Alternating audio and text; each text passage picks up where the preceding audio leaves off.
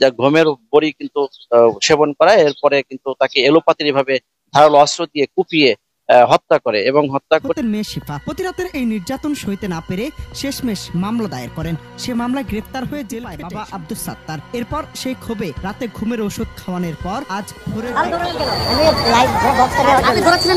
আমার এই বক্সটা নেওয়ার জন্য আপনি বাইরে কেন? আপনার বক্স বাইরে কেন? দোকানদার বক্স বাইরে কেন? তার জন্য সে জেল খাটতে পারে, তার জন্য পুলিশ তাকে ধরে নিয়ে যেতে পারে, তার জন্য মানহানি মামলা পর্যন্ত হতে পারে। একজন বাবা কিভাবে পারে? সুপ্রিয় দর্শক শ্রোতা, আসসালামু আলাইকুম। দেশে এবং প্রবাসে, দূরে এবং কাছে, যে যেখান থেকে আজকের এই ভিডিওগুলো দেখার জন্য ক্লিক করেছেন, সবাইকে আন্তরিক শুভেচ্ছা, অভিনন্দন। দর্শক শ্রোতা, শুরু থেকে আপনারা কয়েকটি ভিডিও ক্লিপের অংশ দেখেছেন, হয়তো আপনারা কিছু বুঝতে পারেন নাই। আজকের এই ভিডিওটি দেখেন। আজকের এই ভিডিওটি দেখার জন্য সবাইকে অনুরোধ করব, কারণ এই ধরনের ঘটনা আমাদের বাংলাদেশে প্রচুর পরিমাণ হচ্ছে। কিন্তু কিসের জন্য হচ্ছে, এটা কার ভুল, কার দোষ? আজকের এই ভিডিওতে অবশ্যই আপনারা কমেন্ট করে জানাবেন। দর্শক, সাভারে এই ঘটনা, ঢাকা সাভারে একটি ঘটনা ঘটেছে যে তার নিজের বাবাকে সে একটি মেয়ে, ছোট বাচ্চা মেয়ে মাত্র 14-15 বছর বয়স, সেই বাচ্চা মেয়ে জীবনে একদম চিরদিনের মতো বিদায় করে দিল তার নিজের বাবাকে। কিভাবে পারলো এবং কিসের জন্য? এতটা পাষাণ হৃদয় হয়ে, এতটা মনে কোনো সে ফিলিংস নিয়ে কাজ করতেছে, সে খুব উৎসাহভাবে তার বাবাকে মারতেছে। কিন্তু কিসের জন্য? কি এমন ভুল করেছিল? সেই ভুলটার কথা যদি আপনারা জানেন, তাহলে আমাদের পৃথিবীতে যত বাবা আছে, যারা সন্তানের বাবা, তারা লজ্জিত হয়ে যাবে, এই পৃথিবীর কাছে কলঙ্কিত হবে। কারণ বাবা নামের কলঙ্ক, কারণ বাবাদেরকে মেয়ে বাচ্চারা ঘৃণা করবে। এই ঘটনাটি যদি সোশ্যাল মিডিয়াতে জানাজানি হয় এবং সারা পৃথিবী যদি দেখে, ঘৃণার পাত্র দেখবে একজন বাবা কিভাবে পারে। হোক সে সৎ সন্তান, সে তো তারই জন্ম দেওয়া সন্তান, তারই মেয়ে, কিভাবে পারে?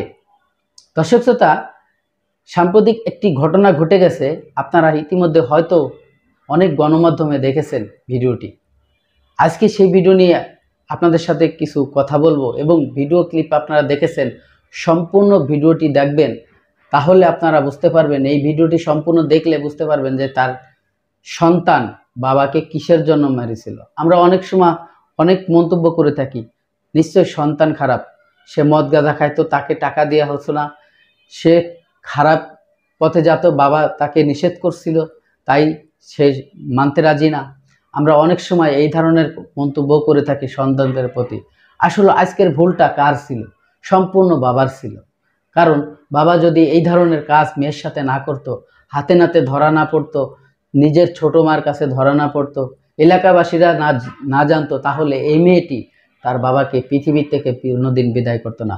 এবং এমন একটি ঘটনা ঘটেছে, মেয়ে যাইয়ে বাবার নামে কমপ্লেন করেছে থানায় যখন কমপ্লেন করে, তখন কিন্তু থানার পুলিশ প্রশাসন তার নিজের বাবাকে ধরে নিয়ে গেছে এবং সে ধরাই দিছে। তাহলে ভাবেন কতটা কষ্ট পেয়ে, কতটা পাষাণ হইলে এই কাজটা করা সম্ভব, যেটা বাবারে তার সন্তান ধরাই দিছে। এবং কিসের জন্য দিয়েছে? বাবা 2 বছর জেল খাটছে সেই মামলায়, ধর্ষণ মামলায়, অর্থাৎ মেয়েকে ধর্ষণ করেছে, সেই ধর্ষণ মামলায় বাবা 2 বছর জেল খেটেছে। এবং সেই মামলা থেকে বের হয়ে আসে, যখন বাসায় আসছে, সেই মেয়েকে আবার একথাও বলেছে যে আবারও মরার আগে তোকে খাইয়ে মরব। তো এই ধরনের কথা যদি একজন বাবা বলে, আর সেই ঘরের সন্তান, সে তো যে কোনো সে রক্ষী হয়ে যেতে পারে। দর্শক, মেয়েটি সহ্য করতে পারে নাই এবং মেয়েটির ভাষ্য অনুযায়ী যে কথাগুলো বলছে, অনেক কষ্টদায়ক কথা। এই মেয়ের কোনো দোষ আমি দেই না, কিন্তু সবশেষে একটি দোষী দিতে চাই। আইন হাতে তুলে নেওয়ার অধিকার তার নেই। যখন সে এই কাজটি করেছে, খুবই ভুল করেছে। অবশ্যই আপনারা আপনাদের মতামত কমেন্ট বক্সে কমেন্ট করে জানাবেন। দর্শক, এই ভিডিও নিয়ে আর কোনো কথা আমি বলতে চাইনি। চলুন সেই গুরুত্বপূর্ণ ভিডিওগুলো দেখি। ভিডিওতে যাওয়ার আগে ছোট্ট করে একটি রিকোয়েস্ট করবো, দর্শক, আপনি যদি আমার চ্যানেলে নতুন বন্ধু হয়ে থাকেন, ভালো লাগলে চ্যানেলটিকে সাবস্ক্রাইব করে রাখবেন আর ভিডিওগুলো লাইক কমেন্ট শেয়ার করে দেবেন বন্ধুদেরকে, দেখার সুযোগ সাভারে করে বাবাকে হত্যার পর আত্মসমর্পণ করা মেয়ে জান্নাত জাহান শিফা আদালতে স্বীকারোক্তিমূলক জবানবন্দি দিয়েছে। বিস্তারিত জানিয়েছেন সাভার প্রতিনিধি কামরুজ্জামান। গতকাল সাভার মজিদপুর এলাকায় একটি নৃশংস দুর্ঘটনা ঘটেছে, যে মেয়ের হাতে বাবা হত্যা, বাবা খুন হয়েছে। সে বিষয়ে একটি বিষয় আমি আপনাদেরকে জানিয়ে রাখি যে এই যে খুনের যে বিষয়টি, এটি কিন্তু যে এর আগেও গত 23 সালে কিন্তু নভেম্বর মাসের 23 সালে সিংড়া থানায় কিন্তু এই মেয়ে বাবার বিরুদ্ধে একটি ধর্ষণ মামলা করে এবং সেই মামলায় কিন্তু বাবা জেলও খেটেছে।